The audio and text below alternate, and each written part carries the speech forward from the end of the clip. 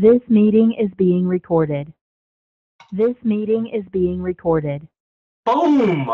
Welcome, welcome, welcome. How y'all doing? Andy McCabe here. This is the Restoration Rebel Roundtable for December 4th, 2018. How is that even possible? I have no clue.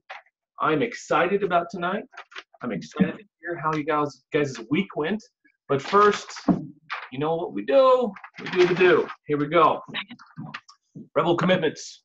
In order to maintain clarity of purpose, we ask that every member of the Rebel community make the following commitments. First off, mute yourselves. Mute yourselves. YouTube funnel. I'm muting you, funnel. There we go. Commitment number 1, I will protect the value of my services. I will never provide free services, as this would only serve to erode the value of similar services industry-wide. Commitment number 2, I will practice incredible transparency.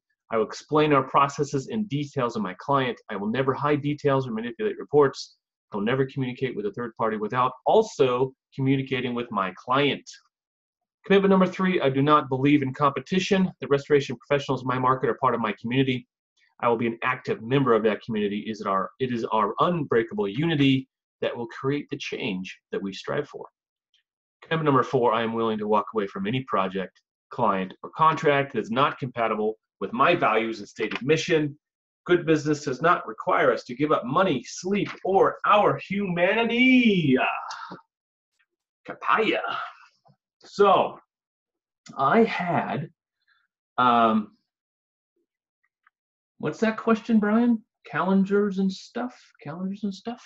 What's that even mean? What does that even mean? You're asking how we got to December 4th. That's just being a smart ass. Oh, yeah, the whole Roman thing and the sun and the earth orient. Yeah, okay, that's how we got to December 4th. Thanks.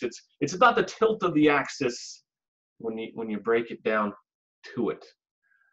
You'll see that we've got NASA has a probe about to land on an asteroid, and it took a picture of the Earth and the Moon from 3 million miles or so away.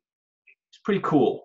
Just put it all in perspective. A little blue dot, little white dot, and I was like, oh, that's everything. That's everything we love, everything we hate. All our hopes and dreams and failures are just a little blue dot. It just puts it into perspective. Really, I appreciate that. Kiefer has to chime in. Hashtag Earth is flat. Hashtag it was rigged movie studio.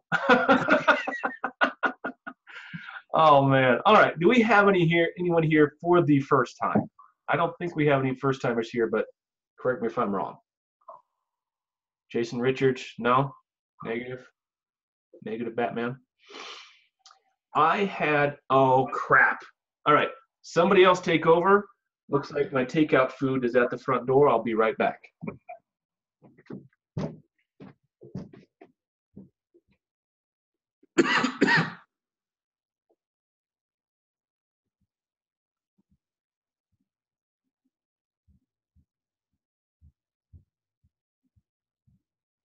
Kind of boring, no one's talking, so I'll say something.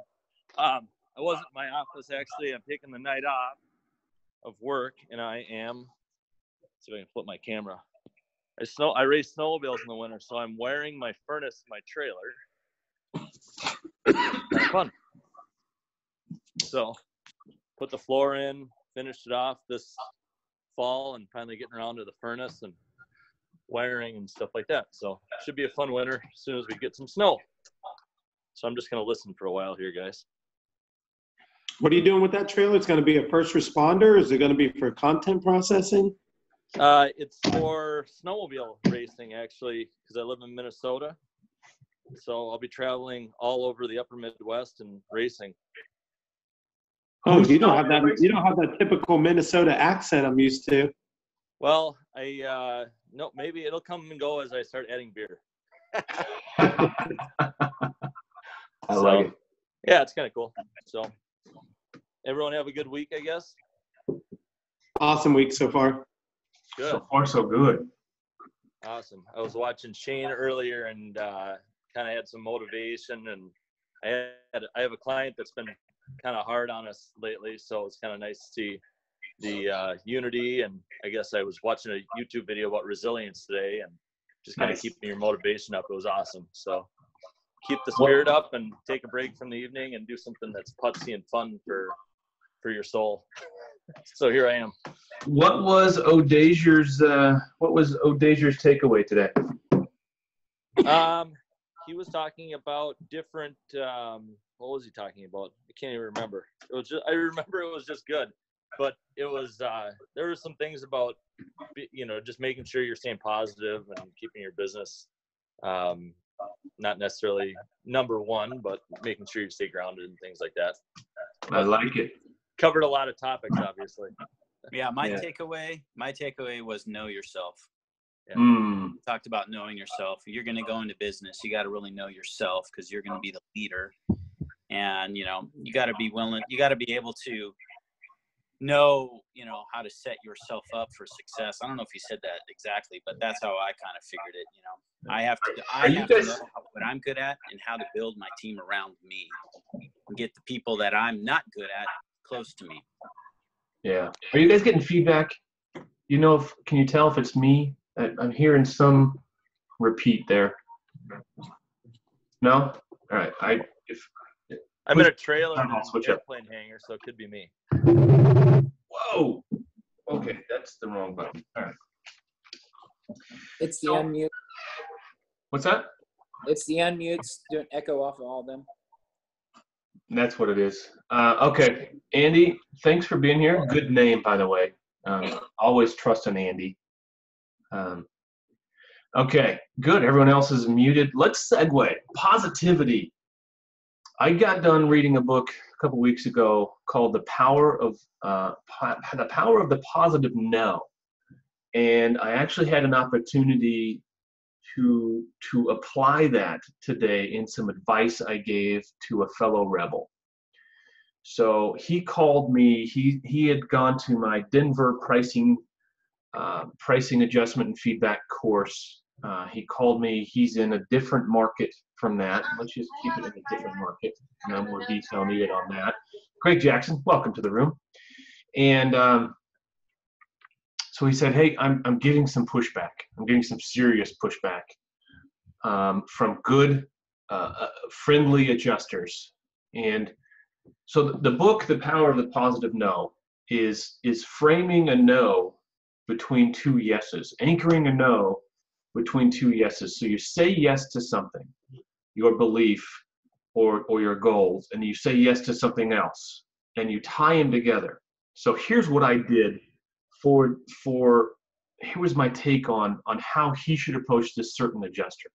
So he gets work from this adjuster, and this adjuster is giving him pushback on his custom price list. And he's in a part of the country where he needs probably about 40% boost, at least on his labor, to get done what he needs to get done to maintain his quality.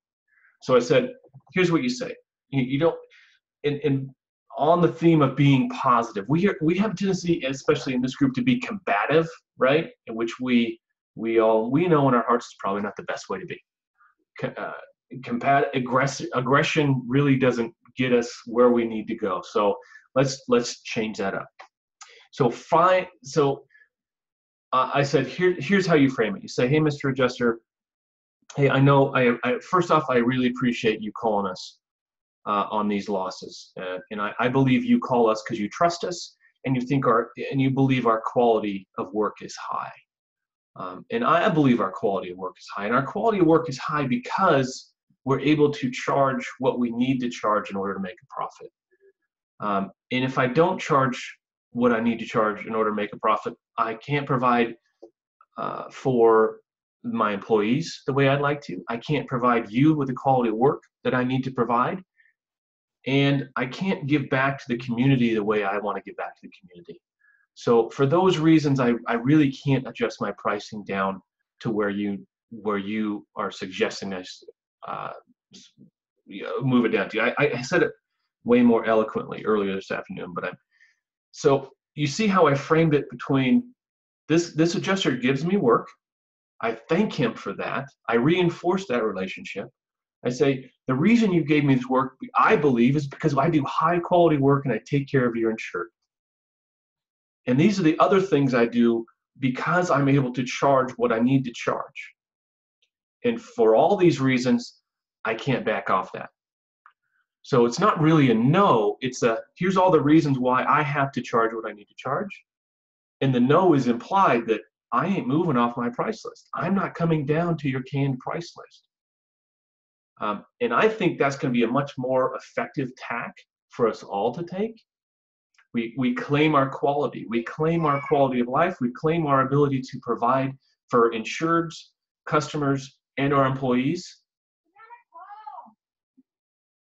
And sorry, I got somebody yelling outside my door. And so it's very hard for an adjuster or somebody else to say, well, no, I don't want you to provide high quality work. Well, no, I don't want you to get back to community. No, I call you because you're the cheapest person in town. Now, none of those things are true. So that's a better way to frame it. What are your thoughts? Crawl Space, you got your unmute off, so you're ready to go. Yeah, so obviously this one's a little bit different because he's getting work from the adjuster, but why are so many restoration contractors still getting trapped into talking to the adjuster to begin with? Like, it's a hurdle. It doesn't seem like some people, including myself, have changed. It was a little difficult at first, but I just feel like more should already be doing that. And it's moving, but it's moving very slow. But the quicker we can realize that the adjuster really doesn't care what we think, and we just deal with the customer, the quicker things seem to move. At least in my experience in my area right now, we don't deal with the adjuster at all. We build a client, we work through the client, we get the client all the supporting documents, anything that the adjuster might ask them for in an email that gets forwarded to us, we'll send to the customer and have the customer still contact them. And everything seems to work out, including, O&P that we really don't, want to beat on much longer. But, whether it's custom price list, O&P that's in there, changing the labor categories to what they're supposed to be, we don't really get much pushback. So it's a little frustrating to still see so many people focus on trying to keep that adjuster relationship or even working with the adjuster whatsoever, in my opinion. Well, the reality is most of us doing this work are not going to be able to break away from having those conversations. We just need to be able to have those conversations in a more intelligent way. And the other piece of advice I gave this person was, you'd say, hey, Mr. Adjuster, I can talk to you about the scope of work. I can talk to you about whether or not the scope of work that I'm prescribing or the scope of work that I did was appropriate. I can talk to you about standard of care for this building, for this client in my industry. I can show you my calculations. I can do all these things for you because we can talk about those things. What I can't talk to you about is price, because I'm not allowed to. And I also can't talk to you about coverage because I'm not allowed to, because I'm not an adjuster. Do you have something we can talk about? And as long as he brings up something that's not price and not coverage, you guys can continue your conversation. Otherwise, you politely find a way to end the conversation because there's nothing more to talk about. The reality is we can't break away. We're not going to be able to break away from having these conversations. We just need to be able to frame them smarter. Why aren't we able to completely break away? I think that I'm more in a unique situation that I don't care, just because the majority of our business, is self-pay. Yeah. Am I skewed right now because of my business model? I believe so. And you're not skewed wrong. You are. It's a little bit more unique to the average restoration contractor. Yeah, I understand. You have more ability to do that and take a harder line because it is self-pay. Yeah, and I have no cash flow, no AR concerns or anything like that. So, yeah, I could see how, like, you've got to get money in the door will kind of tie you into that situation, unfortunately. If I'm starting a restoration contractor today from scratch, I can take that, I can design the entire process like you have, Robert, that I'm not going to have these conversations, period, because I'm going to design my business accordingly. The problem most of the rest of us have is we have these machines already going. I work for a large machine right now.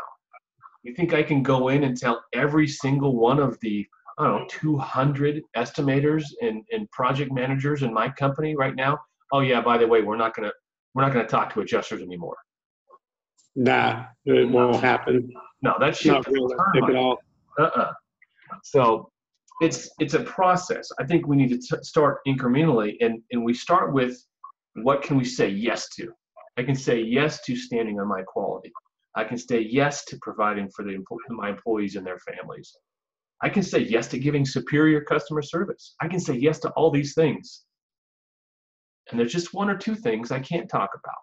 And you frame it that way, and I think the smart adjusters going to understand that, and you're going to get by it. I told this guy today, hey, you're going to have this conversation one time with each adjuster, but you're going to have this conversation one time. It's going to be very hard.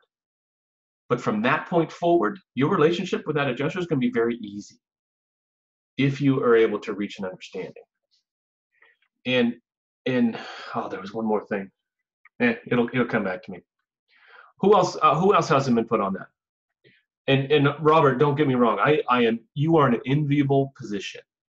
And so you do a lot of things that I think we all should emulate, but not talking to adjusters, I don't think it's a plausible, a tenable thing for us to do right now. Yeah, I agree that if I had built my business a different way and it was solely more dependent on the insurance work coming in and doing that, I may have a completely different outlook.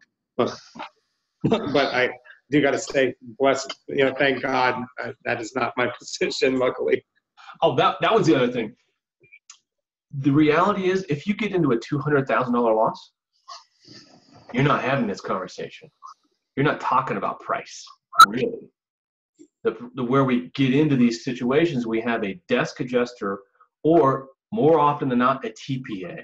They're not even an adjuster.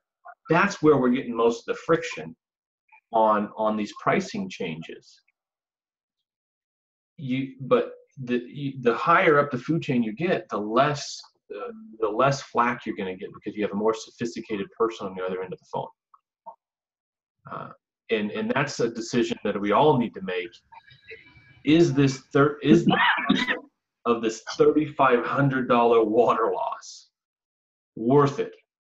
Or do I need to change my marketing, change my focus, and go after the bigger stuff where I can actually talk to a human being that knows what they're talking about instead of code blue? I learned that I did a $40,000 dry out in a business, and the adjuster walked it with me.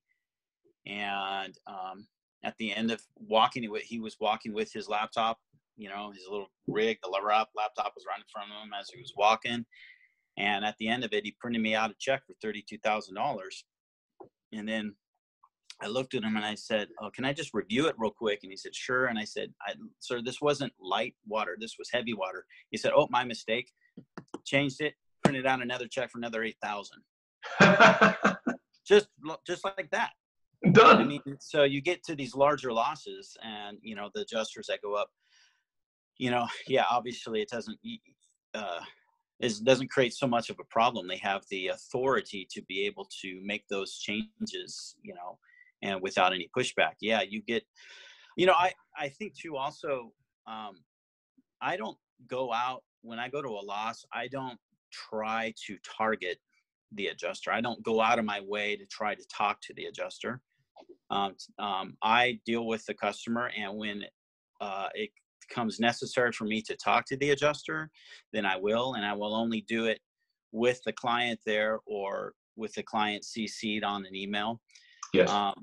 It also too, it does depend on your strategy. There's people that their strategy is to go after adjusters, to get work from adjusters. I don't get work from adjusters. That's not my strategy. But the people that do, obviously, they want to scratch the back of the adjuster. And so that to me is problematic, because then you can bring down, there's a guy in my territory or my area that what he does is he satisfies the adjuster and not the client.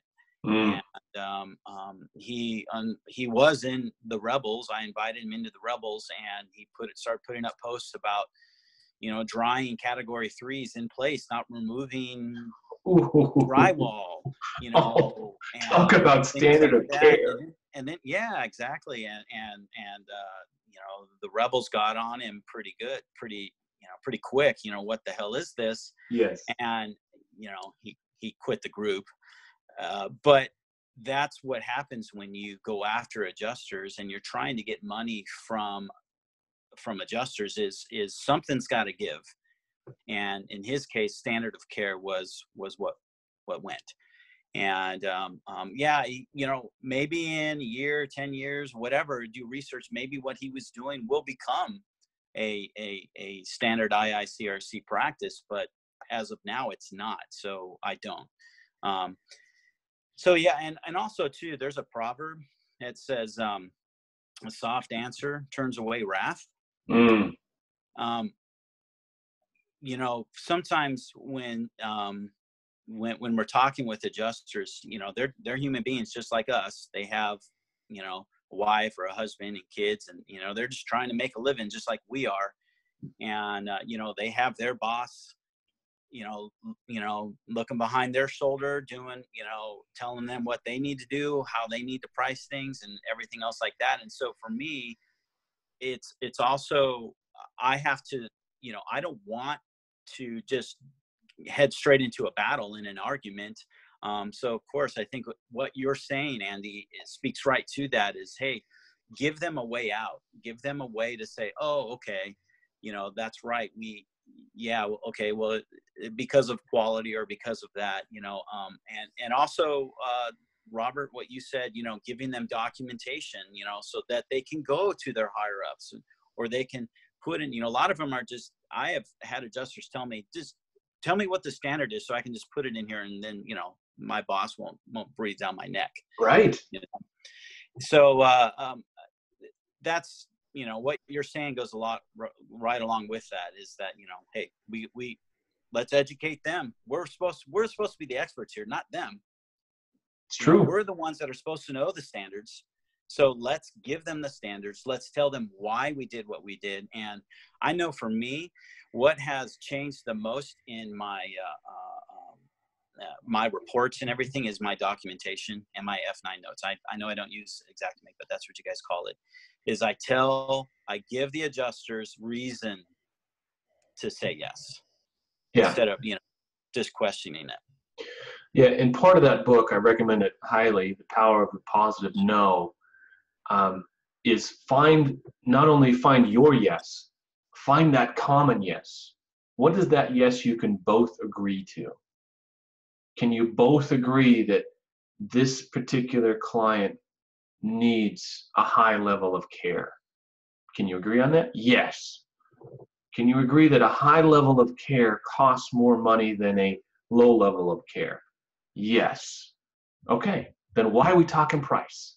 Let's get back to the scope. Let's talk about that scope. You always come back to what you can talk about, because you can't talk price. You can't. We're in trouble when we do. We're on a slippery slope. They have the advantage. They have all the leverage when we talk about price. So find that common yes, and get on something you can both say yes to. What else we got? Mr. Graczyk, Graczzyk. How do you say that, brother? I'm listening. Nope, nothing? Yeah. All right. Hey, Andy. Yeah, man, go ahead. What's that? Oh, go ahead. Not sure who was talking. Okay, so if nobody else was talking, I was just thinking, I remember seeing a post by Parker a couple weeks ago, I think, where he sent these ITEL samples out, like the same ITELs. And Not sure if he ever closed the loop on that, but Under different name. Yeah. Worth discussing for sure. Like what happened there? Because I've been pretty busy. I think I may have missed. Did he get back the exact same samples set in different people's names from, one appearing to be from an adjuster, one from a contractor, one from a homeowner, and they were all the same samples and everything came back with different pricing? Yes. Or yeah, that it did happen? First off, they don't send the samples back, right? They just destroy them. But yeah, and I haven't seen his results, but I've seen a very similar experiment. And yes, it depends on which human being at ITEL receives that sample and what they do with it. You can take the same carpet and split up into 3 pieces and send it 3 different names. You're going to come up with 3 different valuations. You are. That's amazing. It just goes to the subjectivity of ITEL. You're better off going down to your carpet store. Go to Contractors Furnishing Smart or whatever else. Say, hey, what is this? Then you have a direct quote from the local market on the quality and like kind and quality of that piece of whatever. I've never been a fan of ITEL, and I'm going to broadcast this on YouTube later today, and I'm going to say it again. I've never been a fan of you, ITEL, because you've never done me right. All right, I said it. I'm not taking it back. You're always better off getting the local price. So Parker, I had him on chat and on my phone earlier, but evidently he's not in here. So yeah, somebody follow up in the group. Let's figure out what Parker's results were, but I'm pretty sure they were 3 different names, same piece of carpet or same piece of vinyl or whatever it was, probably 3 different prices. Yeah. Now, is there because I don't do repairs or anything, is there any other things like ITEL out there that, somebody in the group should be testing? Not related to flooring, but related to, I don't know, just some other type of building material?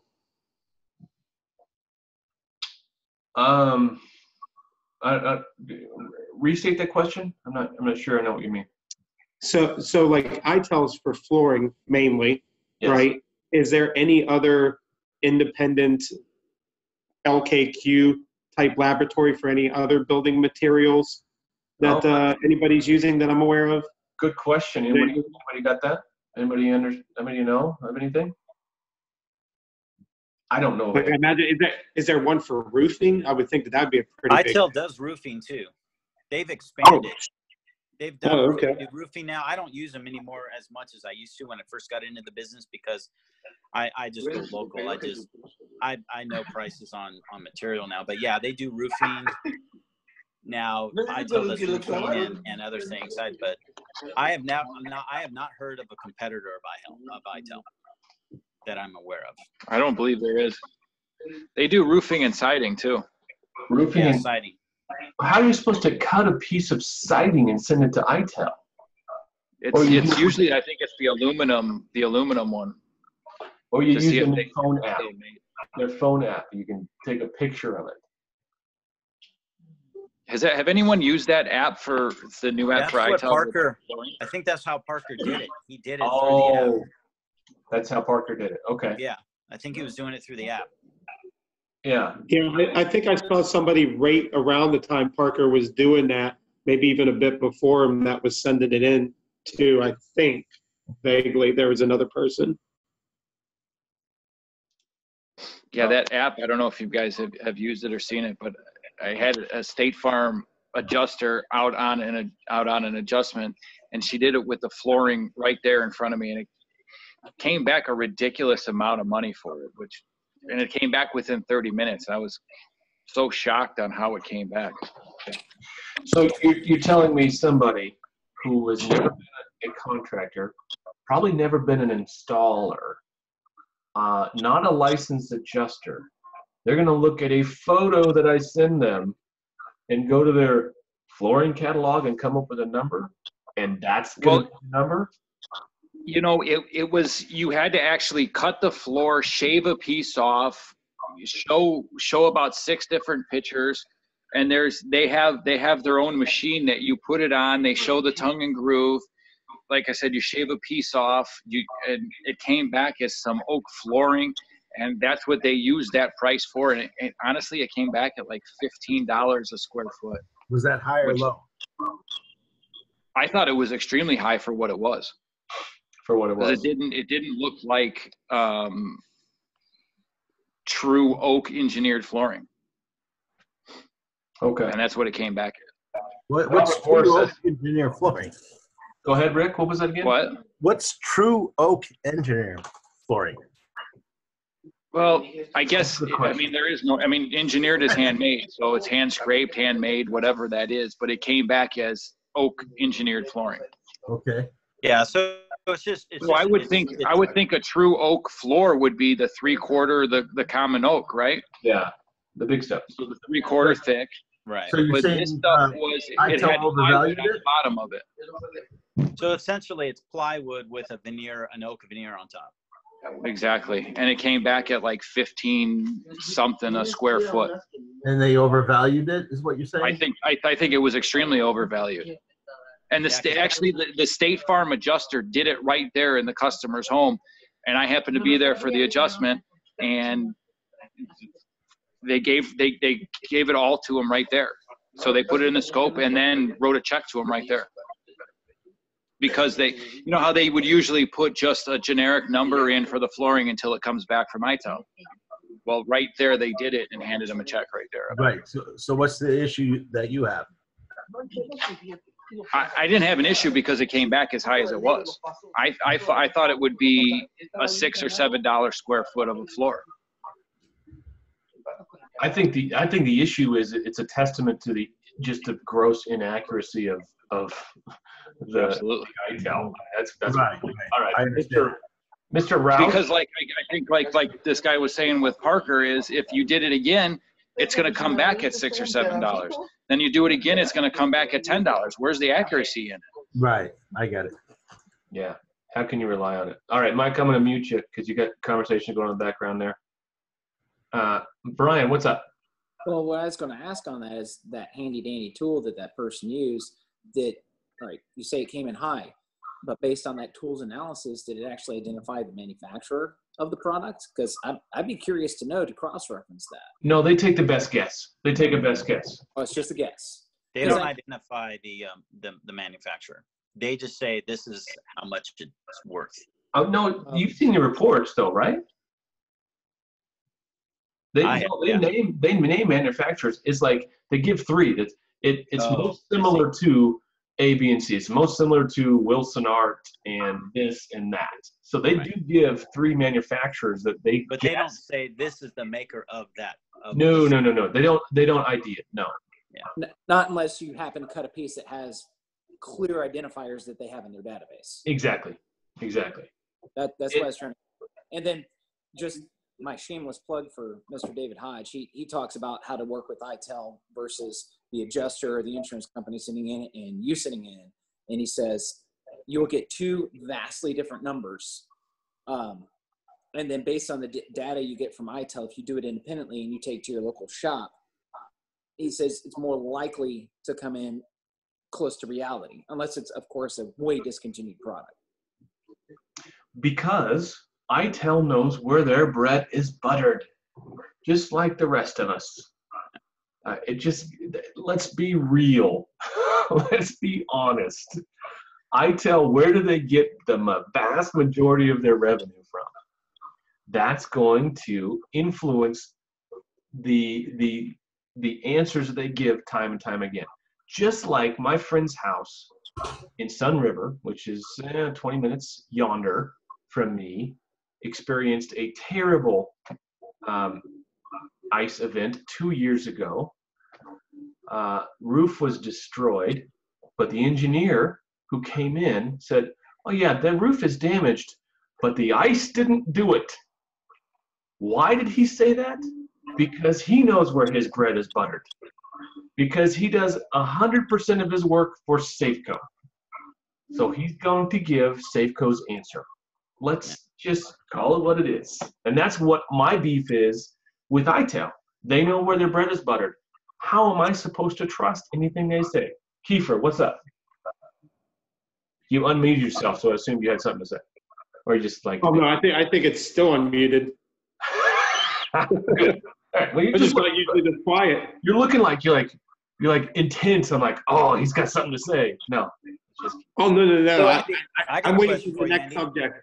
All right. Have we beat this? I got a question for you, Andy. Yeah, go ahead. Speaking of pricing, I've often, now that these tariffs have enacted, I know the 10% has gone in there, tariffs on imports from China, and then also now I think it's 25%. So how will we see an immediate reaction from Xactimate, or will it take years, if at all, to adjust to that? On materials, we should see something. We should see something faster. And so that's just them doing their due diligence, going and calling, or that's them actually doing the database, the pricing databases from Lowe's and Home Depot. Yeah. Oh, so they use Lowe's and Home Depot. That's who they use. Among others, yes. Among others. They probably ping Menards too. Yeah, they do. So we should see. What are the tariffs?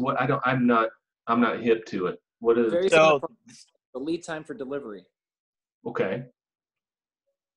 So the tariffs were, there's a trade war going on between us and China. But I thought today they called a ceasefire on that trade war. No? No additional tariffs to be instituted. Okay. No additional. Okay.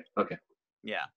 So, there has been. I mean, I buy a lot of imported, cabinetry from China, and I've seen the prices go up.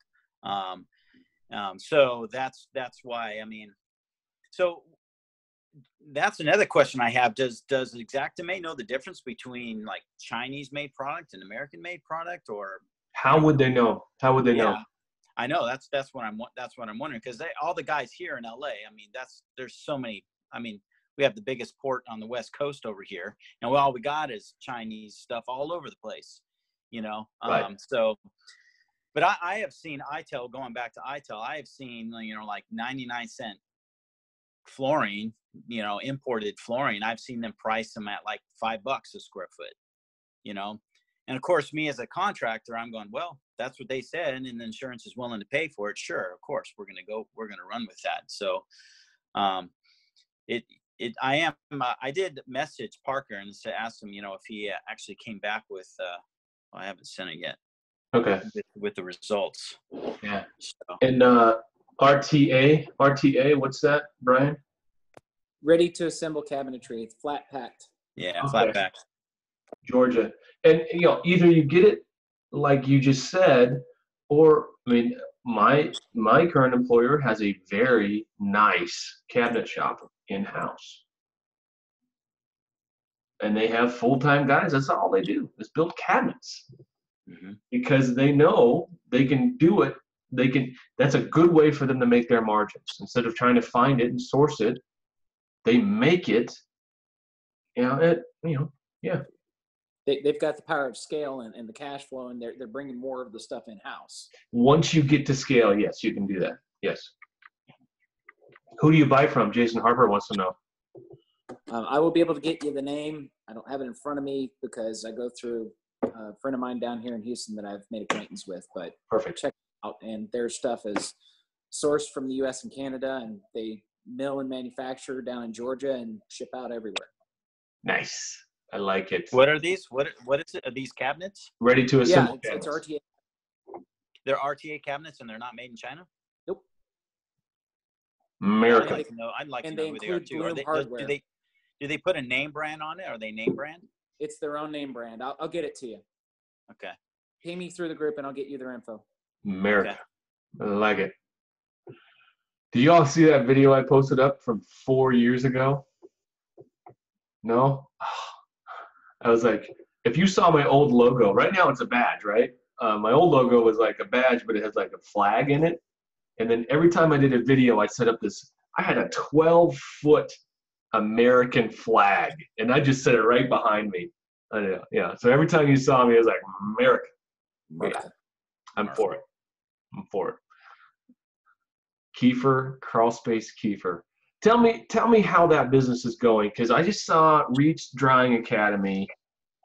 They're giving a crawl space class. What's the story with that? You know anything? Oh, yeah. So actually, Jeremy offered for me to come down there, sit in his class, and give him feedback of what it was like, and it was good.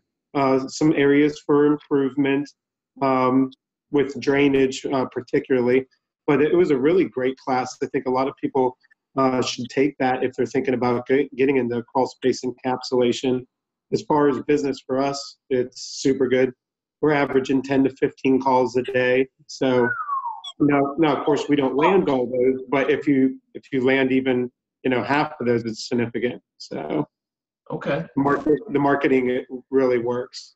All this crazy crawl space keeper stuff I do is paying off. Well, so but you've got to live in a part of the country that actually has crawl spaces. So yeah. Go ahead, Brian.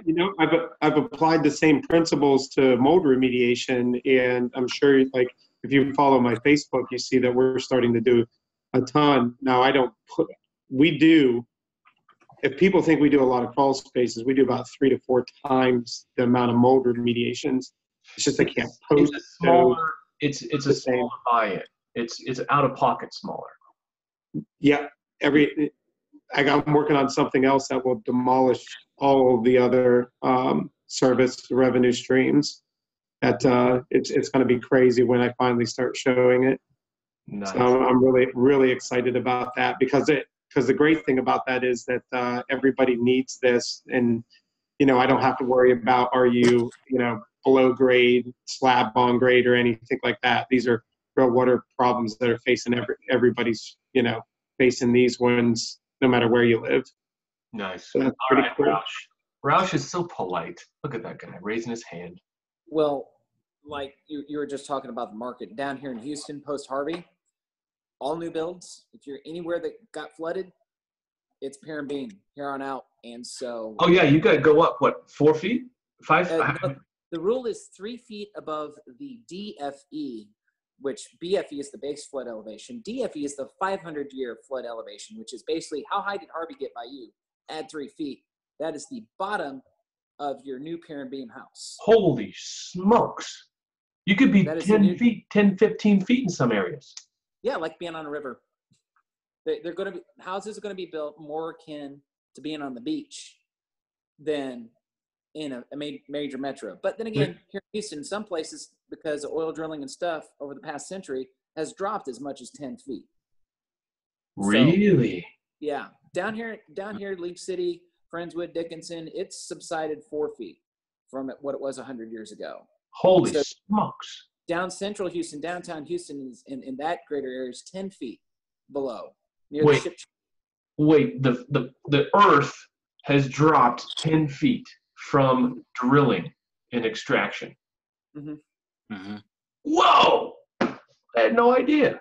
Yeah, and that's contributing to the problem in addition to, crooked officials and all that. But getting to you, Keeper, yeah, that's something that's a definite add-on down here because we've got all these beach houses, for example, Galveston moving on up north, that they've enclosed their lower floors and they have ridiculous mold because they need it encapsulated. And so that's something that folks like me down here, we're looking for competent and good instruction on how to do that. Also to be an extra revenue source, but people are getting sick because the houses are not being built to account for those things. Yeah. All right. We're right up against the wire. Who wants the last word? Oh, I'll do it. You think that fall was crazy, 10 feet down? There's some people believe crazier stuff, like that the Earth is round. Hashtag flat Earth. I love it. Blame Harry, if you watch this later, I know you're laughing. All right, that is all we have for today. Let's recap real quick.